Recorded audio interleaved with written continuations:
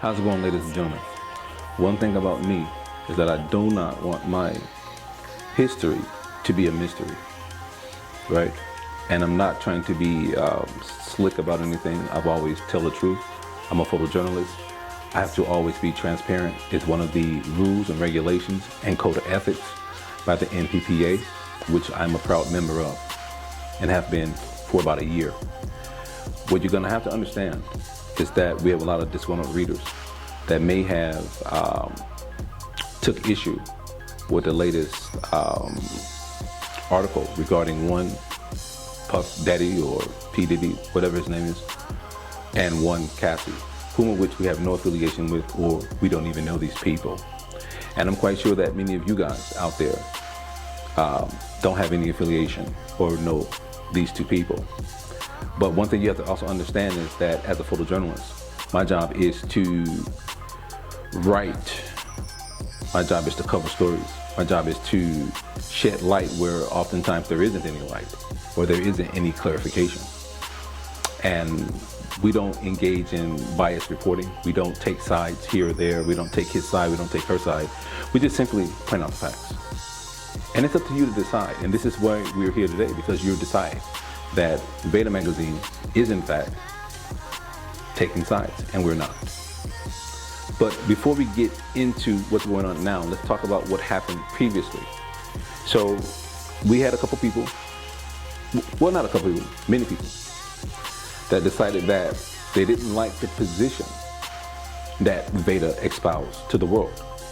And therefore, in a fit of rage and anger, I suppose, they decided they wanted to go back to see who we are. Understandable. That's fine. So they go back all the way to the past. They Google my name. What comes up? VEDA magazine. VEDA Inc.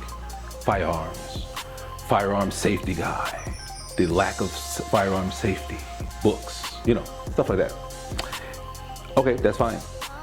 But that has nothing to do with VEDA. We work with cameras. VEDA works with guns. Now, let's talk about VEDA Inc., because it just seems like everyone's fascinated by it and they feel like, oh, he's a fraud or whatever the case may be. Understand something. VEDA has always certified people for concealed carry. VEDA has always trained people for gunfighting, which looks vastly different than point and shoot, paper, NRA. We don't teach NRA courses. I never have. You know what I'm saying? So it is what it is. So people will use that as a justification to say that, oh, they wrote so much about this guy, Michael Thervil, that's me, right? Real name, by the way.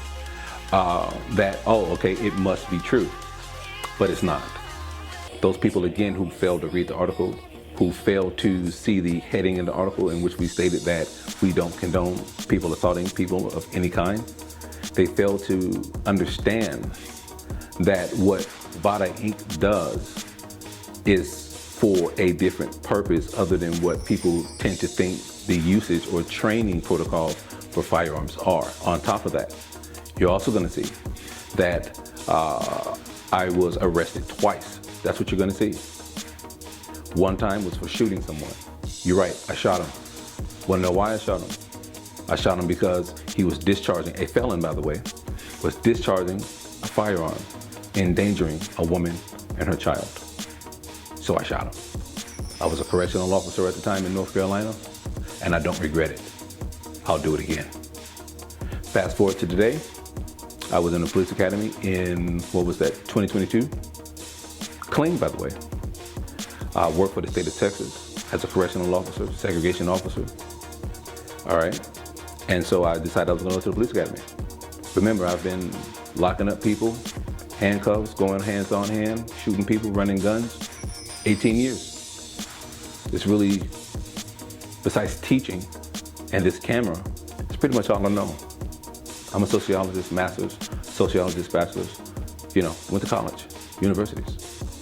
And so they're stating that I lied on an application, which when you look at it, it's going to say tampering with governmental records, which got reduced to a misdemeanor because they can't prove that I did it.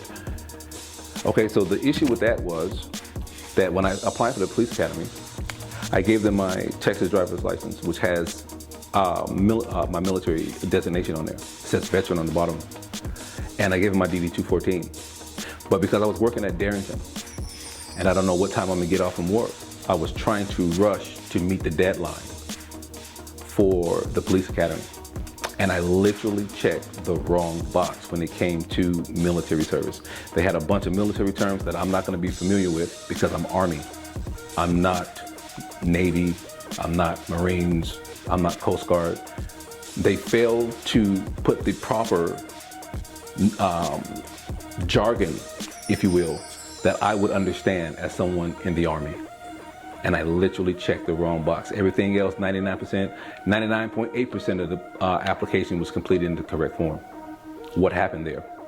Well, 3 weeks prior to graduation,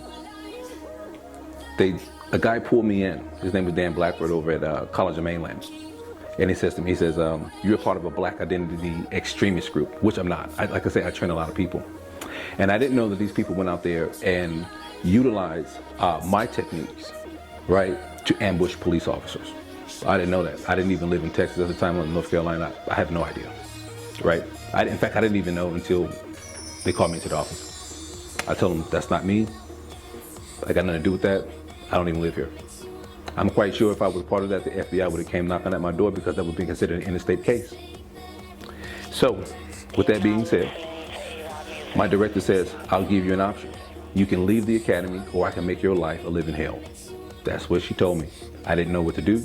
I went to the dean of students and I just said, hey, listen, I'm not a part of this. I don't know what this is. They're doing me wrong. What are my rights? Because I was unaware of my rights.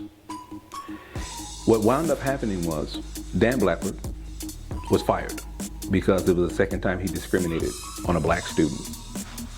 My director was fired because she was there, she allowed it to happen, and therefore these two are no longer. Her name was, if I can remember correctly, is Crystal something. I would have to go back in the email and look. But she was the director of the police academy over at, not College of Mainland, but Galveston College. Okay, so that's what you're looking at when you see my mugshot. It's not that I'm a violent person. It's not like I'm trying to go out there and do anything. You know, I'm an innocent person. And where we are right now is I have a misdemeanor, which will be gone in about a year or two. Okay, so we fast forward now to VEDA. VEDA is I'm a photojournalist for VEDA, which is a LLC. My colleague, he's also, you know, photojournalist, right? Like I shouldn't have to say that, but I have to. But he handles the back end of work. You see me as the face of VEDA. You see me all the time. But he handles the back end. He does the paperwork. He does the filings. He does the taxes. He does the corporation stuff. He does all of these different things. And you see me as the face. I'm the writer, right? So just because you see me all the time, don't think that I'm the only person running VEDA. I am not. I am 50% owner. This is a black, veteran-owned magazine. And I'm appalled that people would, black people by the way, would go to such great lengths to destroy something that other black people, veterans, who have sworn to defend this particular country, to protect. It's appalling. You know what I'm saying? It's wrong. And cancel culture has created the conditions in this country for foolishness like that to go on. And this is why VEDA is here. Because VEDA doesn't believe in censorship. VEDA will never censor. VEDA will always report the news. On the geopolitical scale, entertainment, culture, beauty, we will always report. And we will always be transparent. You understand where I'm coming from with this? I really do. We will not hold back. If there will be some hurt people, there'll just be some hurt people. But it is what it is. VEDA does not censor. We will never censor. We will hold our ground. As photojournalists, we will do this. We promise. We promise we would do this for the public. We are the eyes and ears of the public. We will never change, unless it's for the better. But right now, I don't see or foresee a change needing to occur. And for those people that are speaking ill of VEDA because of some past that has absolutely nothing, no bearing on what we're doing right now, shame on you. You're weak. Your actions are weak. Thus, you are weak. Now, VEDA Magazine has sponsored a lot of people. We have given away time, energy, resources, and most of all money to a lot of people to allow them to achieve their goals and dreams and directives. We have done these things. This is on paper. You understand? A lot of fashion shows benefited from VEDA.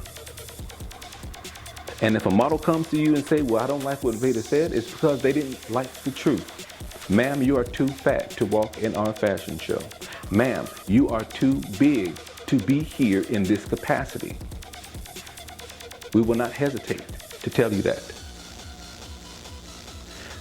When it comes to models, and I know this is maybe slightly off topic, but we have to talk about it. When it comes to models, the industry standard is 0 to 4 for professional runway models. You cannot be a runway model, especially walking in front of our cameras, as an 8, as a 6, depending on the body type. It's just not going to happen. You're best suited someplace else, someplace in the industry, rather than walking up and down someone's runway. We know we have a lot of people that believe in body positivity. We don't. There are a lot of good, great models out there that grace the stages in New York, LA, Miami, London, Paris. A lot of great models that put in a lot of work, that put a lot of effort into those classes, that put a lot of effort in making sure that they meet the stringent weight requirements to grace the stages of Chanel, Hermes, Dior, and whoever else is a household luxury brand out there. Shame on you. Instagram models, I'm talking directly to you. Shame on you for thinking that you can just wake up one morning and achieve the status that those men and women have worked tirelessly, put a lot of effort in to get to where they are. Shame on you. In life, nothing is free. There's no such thing as a free lunch. Everyone must pay because everyone will pay in the end. There's no discount. There's no cutting corners. No. You have to put in the work. If you're a model and you want to grace the stage of a runway, you're going to have to put in the work. You're going to have to take those classes. And you're going to have to subject yourself to critique.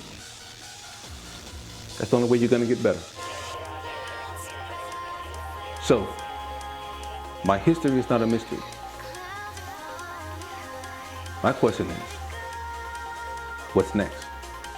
More hate for VEDA?